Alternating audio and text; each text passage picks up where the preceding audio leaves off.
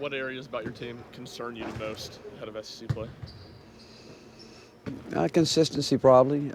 Just the fact that we'll continue to improve.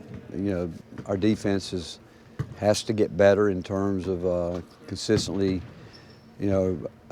everyone pulling together when, for instance, on a ball screen, depending on how we're playing the ball screen, the backside of it, doing what needs to be done back there consistently, and obviously the two guys involved with it, communicating and getting the coverage started right, because if you don't, it puts you in a bad situation right from the beginning. But that, and then offensively, execution and discipline. When we call something, that we execute it, and when a guy's open, if that's what the play calls for, he shoots the ball, as opposed to trying to break it off and do something that he shouldn't be doing. What encourages you the most? Well, we got a good group of guys. They're going to work and they're going to get better. I mean, I watch them. I think they're all the younger guys are starting to be able to take more from the film room, and slowly but surely, I think they're starting to bring it to the court. The older guys certainly understand that. I think they can go in, and they're obviously more on the pages with the coaches and the younger guys, because they've been here with us. They know what we're looking for and what we expect. But as long as we'll have the attitude that we've got to get, we want to win games, no doubt about it. But that goes with, we've got to get better. Every one of us has to get better from here to the end of the year. Is Jonas back practicing more consistently? Yeah, he is. He was back yesterday. I mean, he did, and he today. I mean, he'll be ready today. But he still has a slight strain there. We know that. The MRI showed that. But again, he'll do everything he can to be ready to play. What do you like about Tobey's game recently, and how important is he now that Jonas might be? Again, I think Tobey is just getting started to how good a player he can be. I mean, I've said many times before, prior to getting here, he was a guy that just would go rebound the ball and just play with his physicality, starting to understand spacing, which had been a problem for him, knowing where he needed to get the ball, knowing when he needed to get the ball, and more importantly, knowing how to get there. But he's getting better at that, and he's starting to maintain his balance throughout his moves, which is oftentimes he didn't. He just was throwing it up there with it, no chance to go in. But he's a worker. You know, when you work as hard and put the time in that he does, you're going to get results, and normally they're good results. And again, I think he's just scratched the surface to what he can become.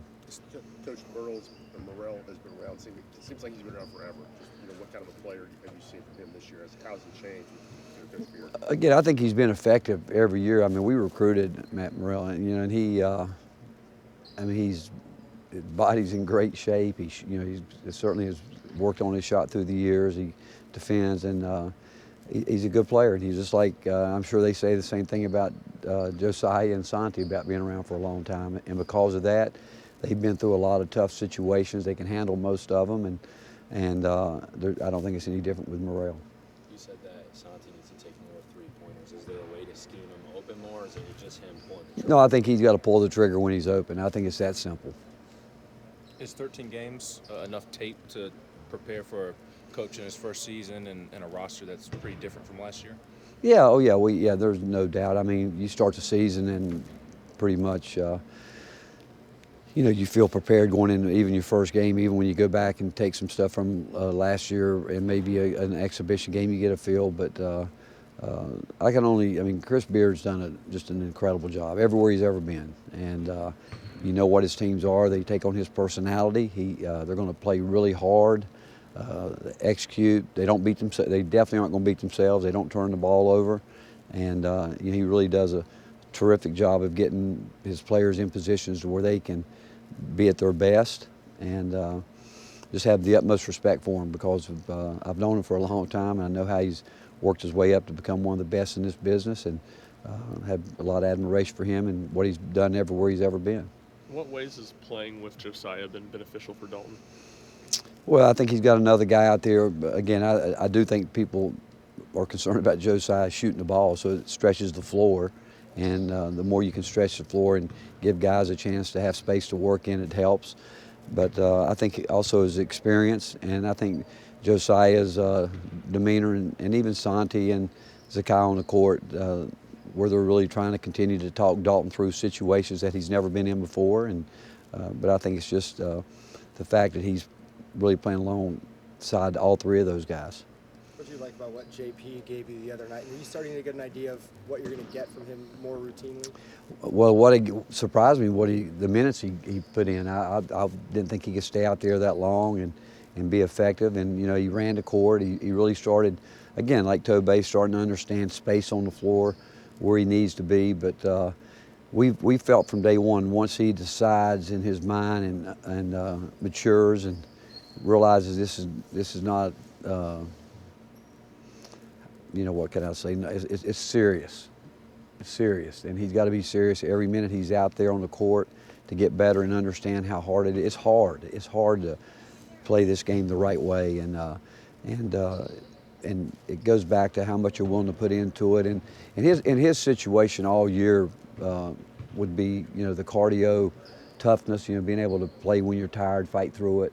That's where he's gotten so much better in the last really 3 weeks, where he's being able to, and I think some of us listening, to be quite honest, you know, we're understanding the importance of how you escort your man to a ball screen, and you got to be there. And if you're a step slow getting started, you're going to be playing 3 steps behind. And it's just those little detail things that I don't think he had ever thought much about. And but he's starting to figure out the details are the most important thing. And if he'll continue to do that, and he's a guy that we think can score too. If he'll get in there and get his space, we know we can get him the ball. He can do something with it. Coach, how have you liked what you've gotten with Tobey and Jonas on the floor together? It's, you know, I like it. You know, I don't have a problem with it. I think it almost gives you like 2 different teams. We haven't done as much as I think we will going forward. You know, because if those guys can do what we think they can do, that their length and Tobey's ability to go rebound, it does make us a better rebounding team right off the bat. And what it does a little bit with that lineup, we're probably are a little bit more reluctant to switch at times, whereas with the more the guard lineup, we can switch about anything and make it work. But that's the fun part, knowing that once we continue to, with each different group that we're playing with, to get better, we can get a lot better. What makes this conference so special to you, or what stands out about the SEC? Well, I think it starts with players, for one. I mean, I've watched over my time here how the recruiting has just gone to a different level with not just this league had always been known for big body athletes, and now there's a lot of skilled players in this league, and I think that obviously goes right back to the coaches that come in and that know what they want, what they're looking for, and understand what it takes to compete at the highest level night in and night out.